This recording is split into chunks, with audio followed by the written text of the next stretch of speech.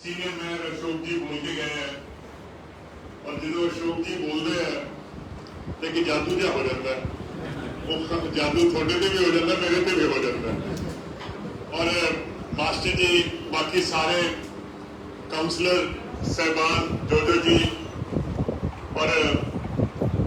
अपने municipal corporation के अधिकारी साहबान, शेख फरीद साहब शकरगंज पाकपतन वाले फरमाते कि काले मेंढे कपड़े ते काला मेंढा वेस ते गुनाह भरिया मैं फिरा ते लोग कहण हरवेस। सो ये पता नहीं पंजाब च की हवा चल गई है कि ये किया है, वो किया है। बहरहाल जो होया है मैं समझदा कांग्रेस पार्टी वास्ते अच्छा हो गया, अच्छा हो गया। और पंजाब के लोग नवी सरकार नू और जेडे नवे अपने चीफ मिनिस्टर साहब है, और तुसी तो उन्होंने तो बड़ी अच्छी तरह वाकिफ है क्योंकि थोड़ा ना इलेक्शन करा के गए हैं, बड़ी आस की निगाह नाल इस नवी सरकार को देख रहे हैं। और जो इस किस्म का स्टार्ट चीफ मिनिस्टर साहब ने लिया है तो लोगों को उन्हों का जोड़ा अंदाज है कम करने का वो भी बड़ा पसंद है। और मैनू लगता है कि 18-20 घंटे सरकारी काम करते हैं और लोग जिहड़े है अपने आप को सरकार का हुण हिस्सा महसूस करते हैं। बहरहाल मैं फिर तो कलमदान संभाल लिया फाइनेंस डिपार्टमेंट का, टैक्स डिपार्टमेंट का, और जो पिछले 4-4.5 साल गुजरे हैं उन्होंने पंजाब को इस सतह पर ले आए हैं कि पंजाब हुण इस हैसियत के विच आ गया है।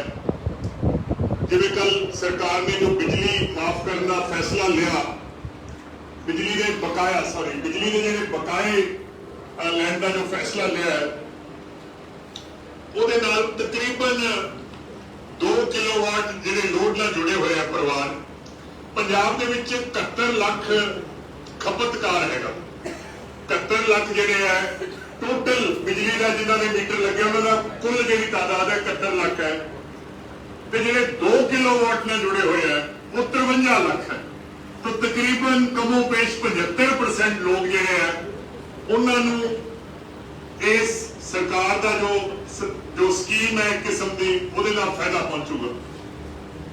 सोमवार को फिर मीटिंग रखी है और उहदे विच जिहड़े बकाया फैसले है बिजली के यूनिट माफ करने हैं वो किन्ने करने हैं या माफी दईए कि जो बिजली का जो रेट है वो रेट घटा दिए।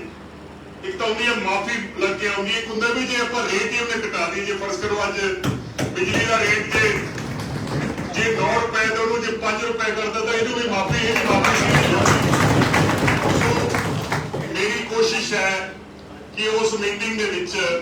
वैसे तो फैसला कैबिनेट ने लेना होंगे, मैं नहीं लेना होंगे, और तुसी शायद इस गल नूं अप्रीशिएट करोगे कि जो बंदा खजाना चलाता है तो आमदन कितनी है ते खर्चे कितने करते हैं, ये एक बैलेंस बना के रखना होंगे।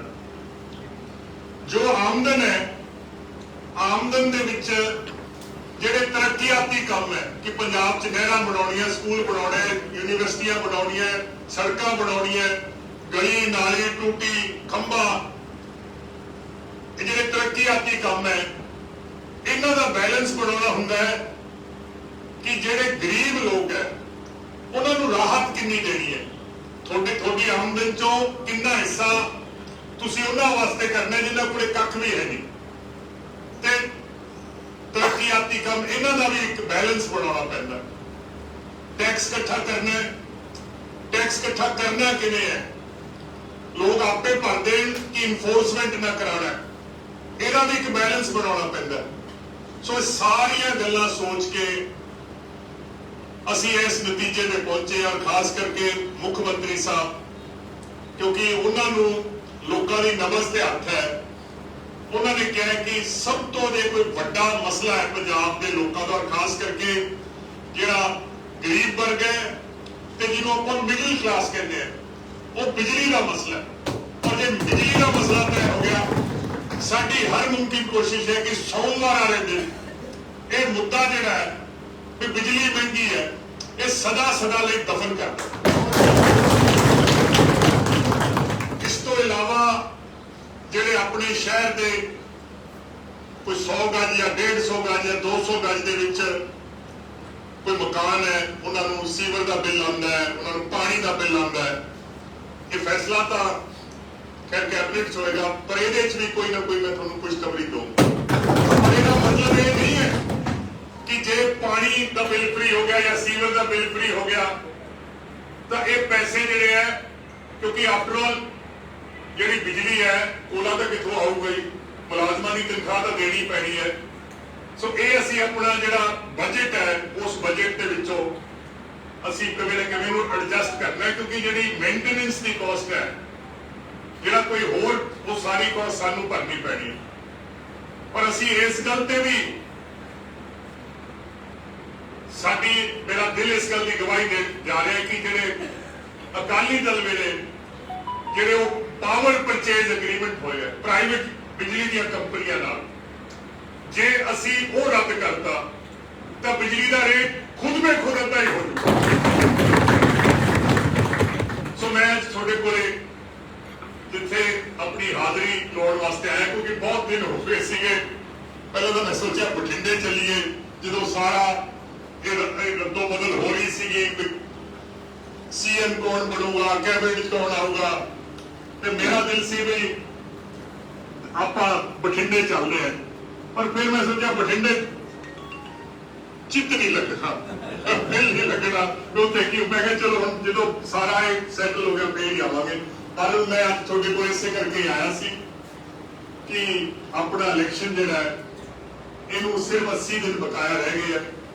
ਔਰ ਇਹਨਾਂ 80 ਦਿਨਾਂ ਦੇ ਵਿੱਚ, ਔਰ ਖਾਸ ਕਰਕੇ ਮੈਂ ਜਿਹੜੀਆਂ ਅਨਾਉਂਸਮੈਂਟਾਂ ਸਰਕਾਰ ਨੇ ਕੱਲ ਕੀਤੀਆਂ ਜਾਂ ਅਗਲੇ ਕਰਨ ਜਾ ਰਹੀ ਹੈ,